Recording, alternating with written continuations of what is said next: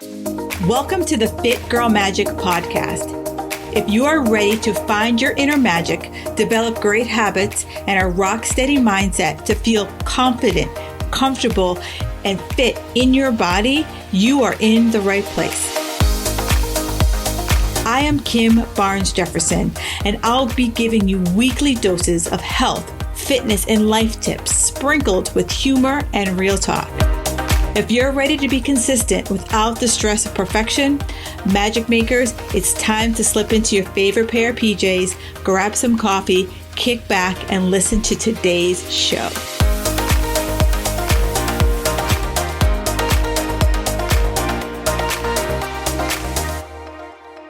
This week's iTunes review is brought to you by M.L. Martel.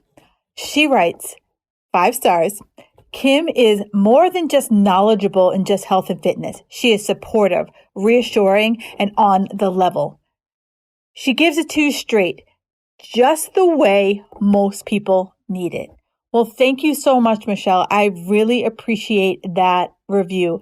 And you too can review Fit Girl Magic Podcast. Just go to iTunes or wherever you subscribe to this show and just leave me a 5-star review. I love them. I take them to heart. I just want to make sure that I'm bringing you the best stuff. So thank you so much for all of you who have left me a review so far.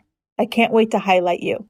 Hey, it's Kim here, and I have another great episode for you. And today I struggled with what to talk about, especially this time of year.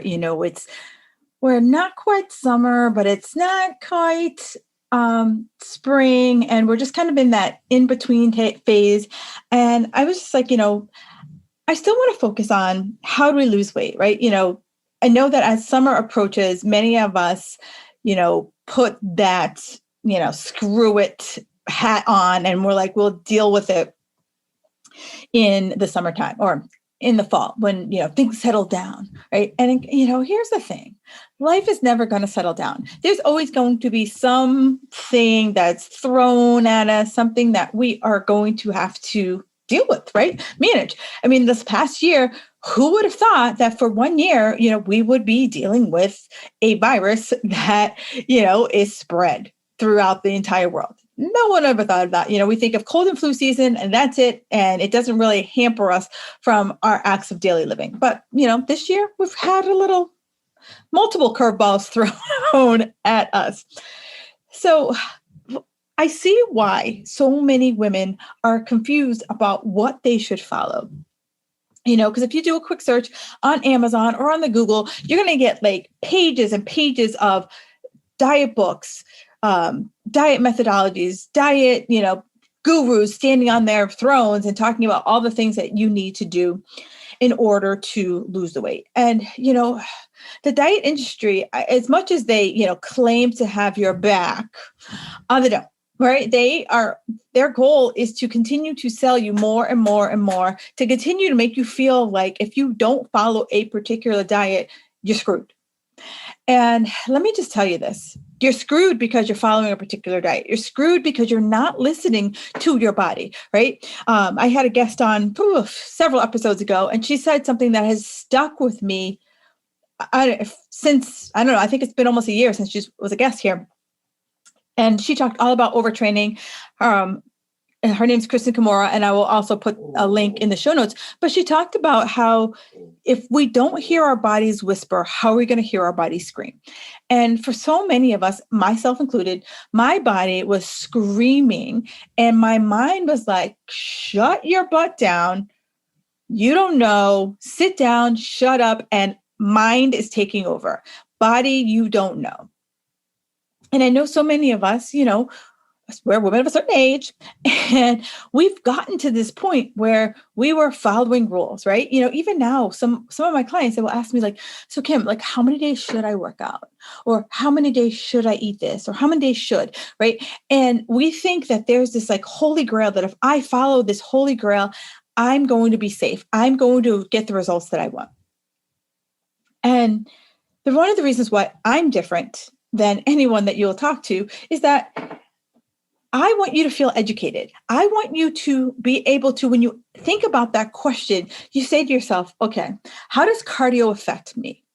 What am I using cardio for? Am I using cardio because they, air quoting, told me that I should be doing cardio X number of times a year, or a year, dong, dong, dong, X number of times a week for X amount of minutes, or it's something I've always done, right? I have my diehard cardio people. I have a very good friend, and she would do like multiple hours of cardio. Like, she was a 2-a-day gym person, and she still is a 2-a-day gym person. And at some point, and her body has started to break down on her, and, she'll ask me questions, and I know she's not ready to hear that maybe it's the amount of working out and the intensity of the workouts that she has. I know she's not ready to hear that. And for those of you guys who are listening to me, maybe you are at that place. Because I know for me, it took me a bit to get to the point of, Kim, you're really not getting the results you want because you're beating your body into submission. That's why you're not getting the results. And so I want to be there with you, right? I want you to just say, like, there might be that little voice in the back of your head. It's just like, something doesn't feel right here.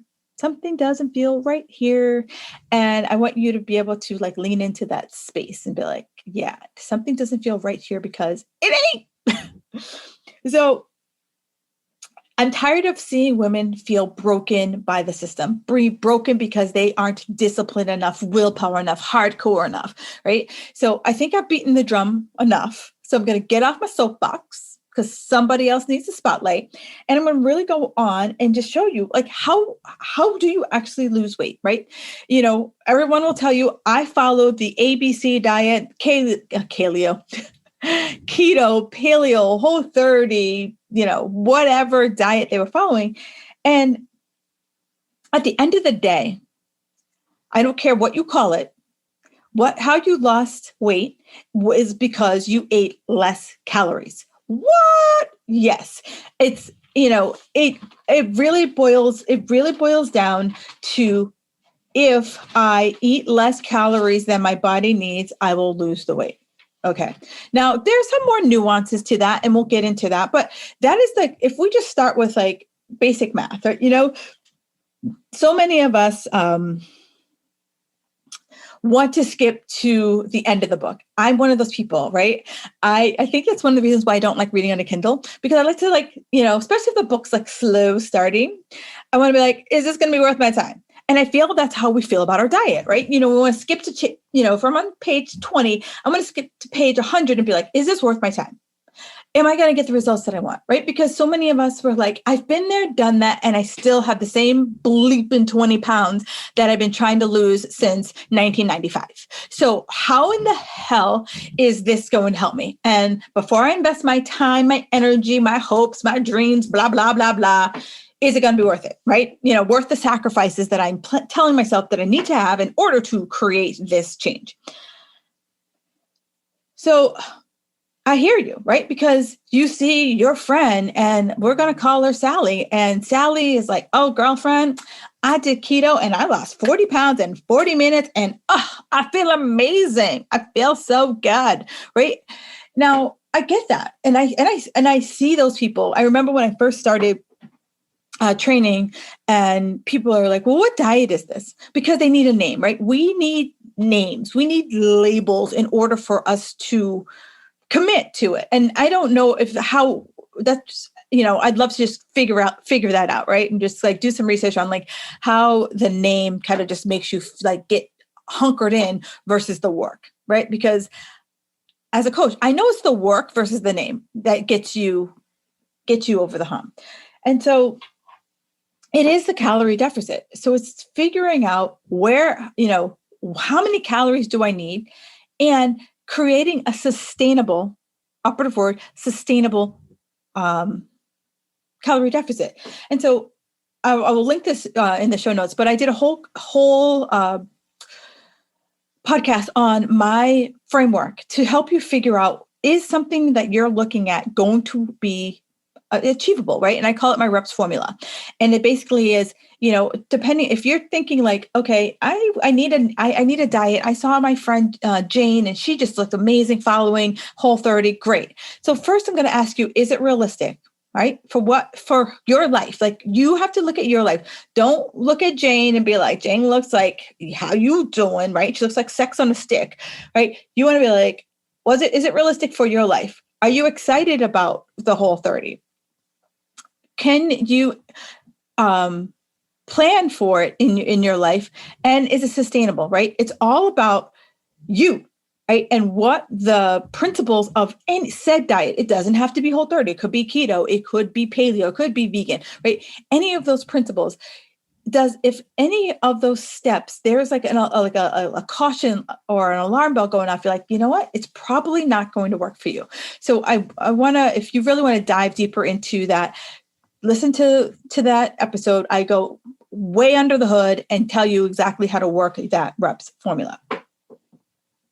Now, here's where I like to think of like dieting as if I was learning a new language, right? I said for years, I've always wanted to learn Spanish, and someday I am going to learn Spanish. It's going to happen. And I always compare dieting to learning a new language, right? Everyone wants to come in and like be fluent, come in and like speak like they're a native. And that's not how learning a language works, right? Learning a language, it's broken down into, let's learn the basics. Like, let's learn how to like find the bathroom. Let's learn how to count. Let's learn how to say, dog, cat, those kind of things, basic directions is, level 1. So in dieting, level 1 is there has to be a calorie deficit, right? And I'm not even going to go into macros. I'm not going to go anything. I'm trying to say, are you over consuming calories? Because if you are over consuming calories, I don't care what they're made up of right now, because many of you guys know some of the things you're over consuming. If I'm over consuming calories, then I am not in a caloric deficit. Bottom line, end of story. Do not pass go and collect $200. All right. So what does a caloric deficit mean? So many of you will right now do the Google, and then someone will say, oh, I'm eating 1,200 calories and I feel fabulous. I'm eating 1,700 calories, blah, blah, blah, right? So some people will just arbitrarily come up with this number. So what I would love to, and I also know that, some of you using some apps will use this number. So the first thing I always like to start with is take your current body weight and multiply that by 12. So I'm using this number 170. So take 170 times 12, and that gives you 2,040. So with 2,040, that's how many calories you should be aiming to eat every single day. Okay, that's your baseline calories. And so, I don't care how you track this, right? You can use any app, because people ask me, well, what's your favorite? The one you'll use, the one you'll do, right? I struggled with food tracking for a while, because when I first started in this, there was no such thing as an app. Steve Jobs hadn't, gifted us with the iPhone. So I literally had this book called, and if anyone had this book, it's holla at your girl. It was like, what's her name? Connie? I know it was a little book that you bought at the bookstore, and it had all the food counts in it. And it basically, pretty much every food. And like every few years you had to buy a new one, because, new food were added into this, right? And then the internet came. Thank you, Jesus, right? The internet came, but I would go through this book, find the food, find the amount of that I had, and then take the calories, the carbs, the fats, blah, blah, blah, put it into a spreadsheet, right? So then I used to create this kind of menu of like basic foods that I ate, so I didn't have to keep going to this damn book. So that's what I want you to think about, right? That was a pain in the ass. And so I was traumatized by that. So now it's so much simpler. MyFitnessPal, like you can scan the barcode and boom, boom, boom, the food goes in, or like, you just type in the food and someone else has done it for you, right? So it's so much easier to track your food. Now, for those of you guys who are traumatized by food tracking, do you have to track your food for the rest of your gosh darn life? No. What I always say to people is that this is a barometer, right? It's kind of like a gas gauge. I don't look at my gas gauge every time I get in my car, but from time to time, I look at my gas gauge to know if I need to get gas, right? So this is just taking a barometer so you know, what are you eating? Where are you? Because if I don't know where I am, how do I know if there are changes I need to be making? Because when I start working with the client, I see two things. I see overeating and I see gross overeating and I see gross undereating. So I want you to start to figure out, where are you, right? So it's something that you do for maybe a week or two just to get the rhythm under your belt. And I know for many of you, this, could be a bit of a struggle. So, for those of you guys who have that struggle, let's talk, right? Feel free to reach out to me in the DMs, because sometimes I'll work with you to like wade yourself into the baby pool. I had a client, and, when you start to work with me, privately, one of the first things I need to do is get a grasp on where you are. And the only way I know how to do that is for you to give me a food log, right? You and I could talk to the cows come home, but until I know what you're putting in your mouth, it's hard for me to give you feedback. It's hard for me to help you with your weight loss goals if I don't know where you're eating. And, it's for many coaches, we need a string, right? Because you can have a great day, a great Tuesday, but I need to know what happens to you on Saturday, right? Saturday night, does it just like go off the rails, or are you pretty consistent throughout the week, right? And as a coach, it's not about judgment. It's just me taking in data. I use this example all the time. It's CSI. You walk into the room and you see the dead body and you're like, okay, there's the knife. Okay, the blood's over here. Okay. All right. So then, he's bleeding from the shoulder. All right. So you start to piece together what's going on. That's all it is piecing together what's going on. There is no judgment. And if you have a coach that's judging you, ask for your money back, right? I don't judge. I don't judge at all. And so if you're struggling with tracking your food, that's when you raise your hand. You're like, hey, coach, I'm struggling with tracking my food because I don't know if you've had past, food trauma. I don't know if this sets you off. I have a client that tracking, she's like, Kim, tracking like kind of sets me off. It just really like causes me to spiral. What can we do instead? Great question. Thanks for sharing that with me, because I wouldn't know that unless you told me. And so we came up with another way to start to kind of break that stigma. Like, unless I told you, you wouldn't know about my, post-traumatic Connie, I think her last name was Nestler.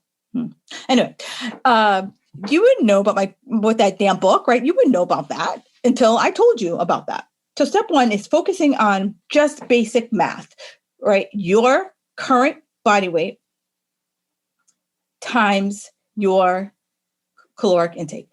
That's where we're going to start, right there. Just being able to see where we're going. And you're going to look at that for 2 weeks. Okay. Then you're going to do your best to hit those targets. That's it. That's all we're doing. Like, we're just looking at it as a number. So like, if I'm just going to round it to 2000. So if I'm looking at 2000 calories. Okay. All right. I'm going to do my best to hit those 2000 calories. Now, I don't want you to be one of those people who are like, I got to balance to the penny. No, you don't have to balance to the penny. I had a client who like literally would have like, a cube of cheese in order to like balance to the penny. Or a quarter of an apple to balance. Like, no, you don't have to balance to the penny. Just aiming to see what is going on to hit that amount of calories. So then after about 2 weeks, check in. How are you doing? Are you hitting that number? Are you hungry? How's your energy? How are your cravings? Okay. Then like we look at that. Then we can start to fool around with, you know what? I never feel hungry. Okay. We're going to move that number, right? I never feel hungry. Okay. Let's move that number. I I'm always hungry. Okay, let's look under the hood. What exactly are you eating to see if maybe what you're eating isn't, sustaining you, right? So that's what we look at first. We look at our sleep, we look at our hunger, we look at our energy, we look at our cravings, we look at our mood, right? And then we can take it to the next level. Because like if I this makes it simple, right? When I keep things simple, I can focus on that. Then once we get that in check, then we move on to protein. Now, protein is one of those big things that so many people don't have enough of. And I know I struggled with that as well. After I stopped competing, I just was like, I just don't want to be like structured. I don't want to be structured. And protein is more than just having protein powder, right? Don't get me wrong. I'm not bashing protein powder. What I'm bashing is always focusing on a supplement versus knife and fork meals. Okay. Because with a knife and fork meal, you will you'll burn more calories because you are doing what is it called? The thermogenic effect of food. And with the thermogenic effect of food, that helps me to like raise the calories that it takes.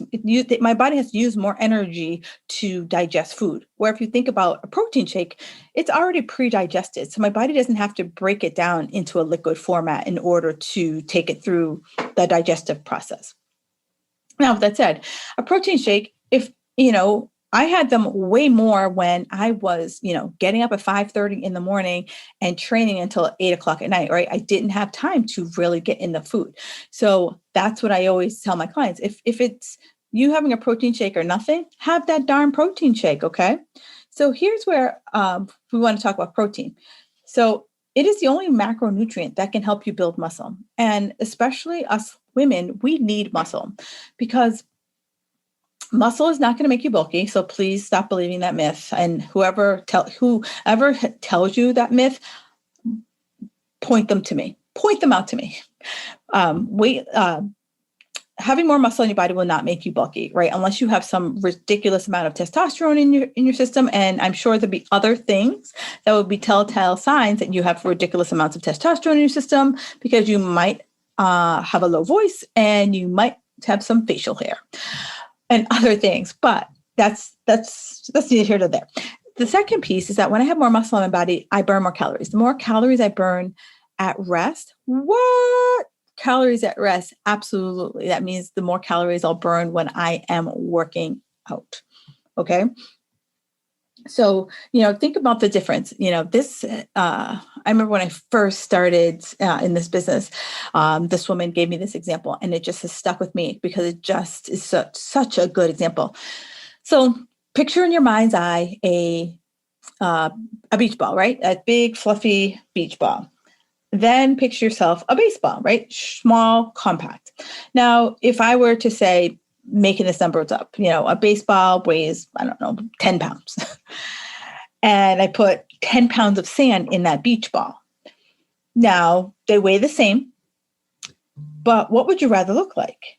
A beach ball or a baseball, right? So with a baseball, that is muscle, right? Muscle brings us smaller, like compact is muscle compared to the beach ball. And many of us, when we say we want to lose weight, honestly, we want to get smaller. We want to get tighter, right? We want, some people like visible muscle and some people don't, but we do want more muscle on our body because if you think about, I know back in the day when you could touch people, I used to do body compositions all the time with my clients when I was in the gym, and we used to do the calipers, and that's true showing you of like your body shrinking. And it was, really awesome when, someone would get on the scale and they would weigh 170 pounds and then their body fat shrank, but their weight didn't go down. That was like, whoa, mind blowing for a lot of my clients because, you're occupying the same amount of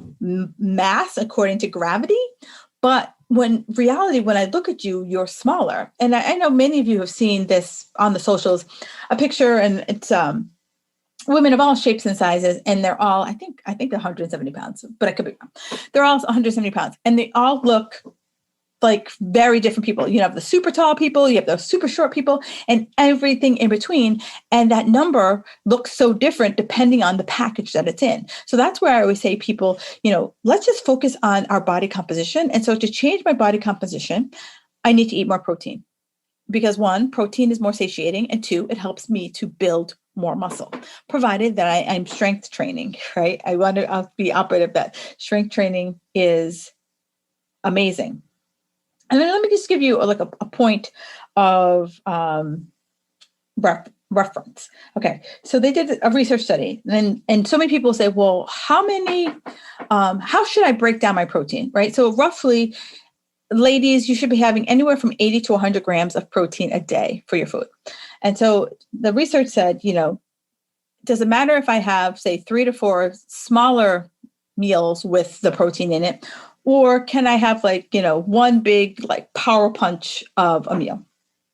And so it said that research showed that if a person had, say, all of their protein in one meal, their body composition changed more quickly. But it also said that, when they spaced it out, body composition change happened, but not at the same rate. So what does that mean in English? So I can sit down for one meal and have 80 to 100 grams of my protein, and my body composition change at a greater rate. Now, what does that mean in real life? That is a 12-ounce chicken breast, like sitting down and eating a 12-ounce chicken breast. Now, for many people, that seems like a lot of food in a sitting. Other people are like, oh yeah, I could totally do that. I could totally do that. So this is where you decide, can you sit down and have 12 ounces of chicken in one sitting? And that hits your 80 to 100 grams of protein, or yourself, you're like, what, I'm better off if I space it out. So I hate that, I don't feel full and bloated and all that magical stuff, right?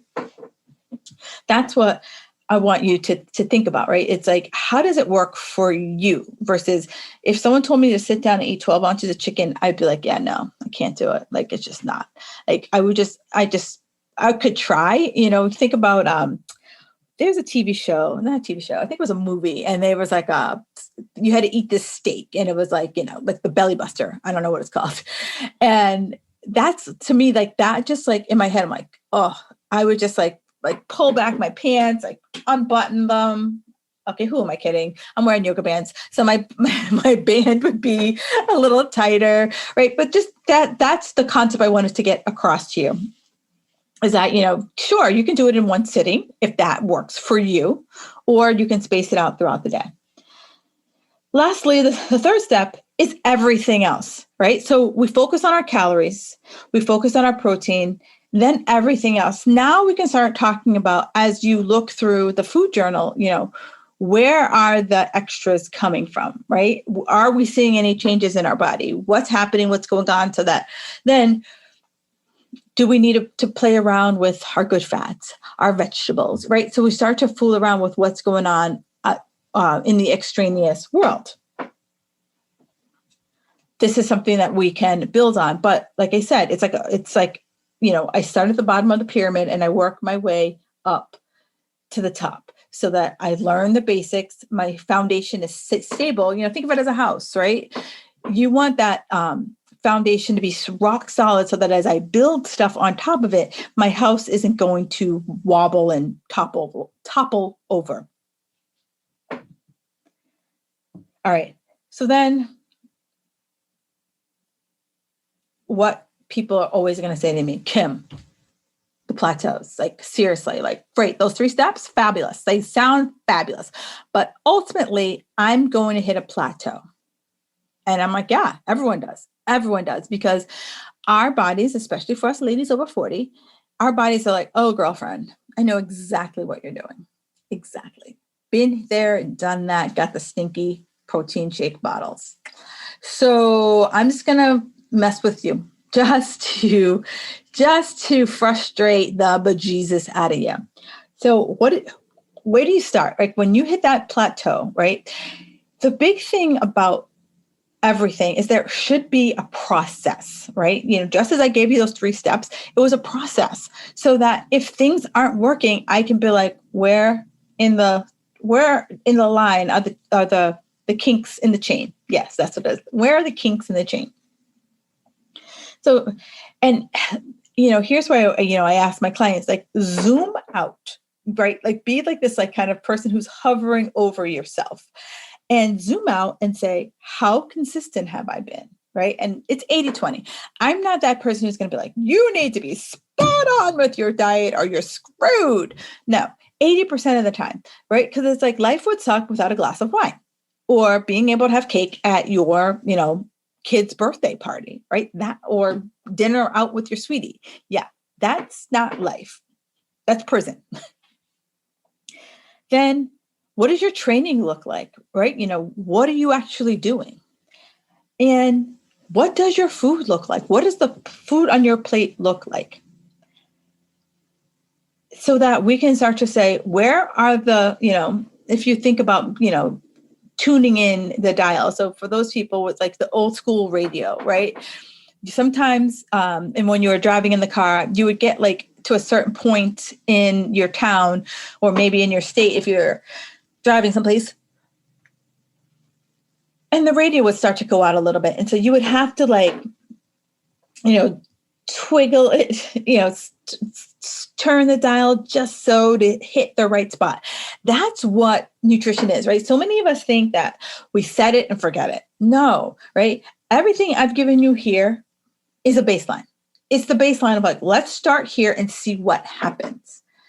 Then we can start to tweak, because when we don't start on the same page, we're reading a different book. It's like school, right? You go to school, everyone starts and reads chapter 1 together. Yeah, you have some people who they crush chapter 1. Some people struggle with chapter 1, and the rest of the group, they're like, yeah, chapter 1, that was great. That was fabulous. Moving on to chapter 2. That's the same thing with weight loss, right? So I want you to think about, every 4 to 6 weeks, we're going to tune in. And so when you work with me as a client, when you check in weekly, I'm going to see what's going on. And then based on what your goals are, right, we're going to say, okay, let's make some tweaks. Are you ready to take it to the next step? Are we ready to start to get a little bit more nuance? Because everyone wants to be advanced, but they don't want to do the actual work to get you through those steps. And so it's being able to easily say, you know what, I did step 1, got the certificate, and now I'm ready to move on to step 2. And that's one of the things I do with my girls in the Fit Girl Magic Society is that, most people don't need that intensive hand holding for coaching, but in the Fit Girl Magic Society, it's that, maybe you are at that 4 weeks and you're like, crap, what do I do now? Right. And you need someone to just kind of like, if you think about a kid riding a bike for the first time, right? Whoever holds onto the back of that bike, and they let go for a little bit just to see if you're stable. And then if you seem to wobble, they'll put their hand back. That's what Fit Girl Magic Society is, especially when it comes to nutrition, right? It just helps point you in the right direction so that you don't feel like you're always going back to square one. You're not feel like you're always going back and you're seeking another diet, another program, another, right? So you're with a group of women who actually get it. And you work with me two times a month, we have a virtual call where you can ask me anything, right? Anything, that the door is open for that. So that sounds like something that you want to take a peek at. Do me a favor, grab the link in the show notes and just get a quick peek and see if that is something that might be of interest for you. All right. So that's all I got. I hope that this has given you some places to start. This is a little bit more workshop style, and I'm committed to doing more of these. And if there's something that you like to hear more of, do me a favor, hit me up on the socials. You can find me on Facebook, Kim Barnes Jefferson. You can find me on Instagram at Kim Jefferson Coach. All right, ladies and gentlemen, have an amazing rest of your day. Thank you for listening to the Fit Girl Magic podcast. If you've made it this far, yay. I'm thinking you enjoyed the show. Let's continue the conversation on Instagram. You can find me at Kim Jefferson Coach. In order for me to keep sharing this message, do me a favor and leave me a 5-star review on iTunes. While you're there, don't forget to subscribe so that you won't miss an episode. New episodes are available every Wednesday. The Fit Girl Magic podcast is intended to provide you with tips, tools, and strategies that will help you make better decisions about your health. I really appreciate your feedback and your support. Thank you so much.